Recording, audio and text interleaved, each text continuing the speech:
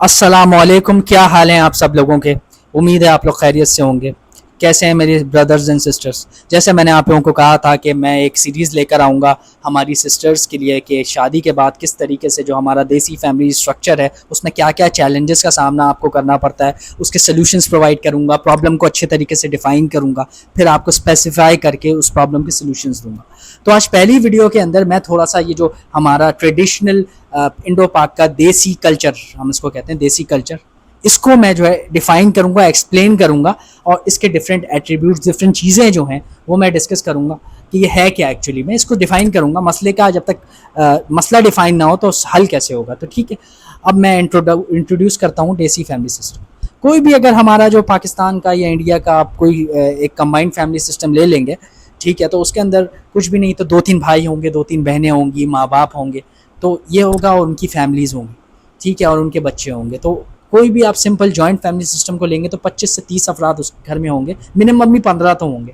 फिर जितनी बढ़ती जाएगी तो 50, कहीं कहीं 100 लोग भी जो है ना एक फैमिली में रह रहे हैं, मिल के रह रहे हैं। और इवन जो क्या कहते हैं, जो लोग हैं जो शहरों में रह रहे हैं, वो ऐसा भी हो रहा है कि मल्टीपल घर हैं लेकिन घर भी बहुत करीब करीब है, ठीक है।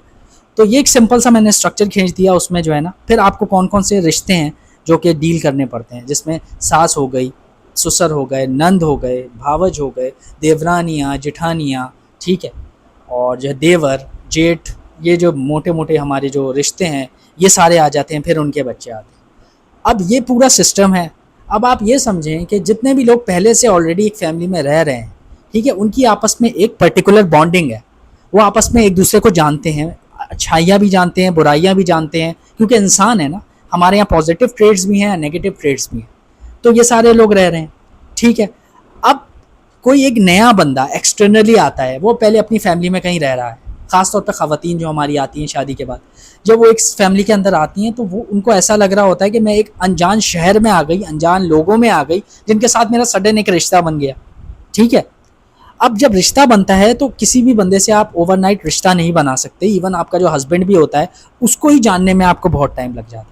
तो ये जो एक्सटर्नल 10-12 रिश्ते हैं, इनका सडनली बोझ कंधों पे आ जाता है। अब जब बेचारी के ऊपर कंधे पे बोझ आता है तो आप खुद सोचें कि एक लिमिट है जो रिश्ते हैं उनको मैनेज करने की। हर ख़वातीन फील करती होगी कि भाई मैं 4 या 5 रिश्ते मैनेज कर सकती हूँ, एक टाइम लगता है मुझे नए रिश्ते को इंक्लूड करने में, उसको समझने में, तो सडनली इतना प्रेशर मुझ पर क्यों आ गया है। तो अभी मुझे अपने एक नए शौहर जिससे मेरी शादी हुई है उसको समझना है, उसकी ख्वाहिशात का ख्याल रखना है, उसके हुकूक देने हैं, उसके मसले मसाइल को डील करना है, उसके साथ अपनी बॉन्डिंग स्ट्रॉन्ग करनी है। सडनली मेरे पास डिफरेंट लेयर्स में डिफरेंट रिश्ते भी आ गए।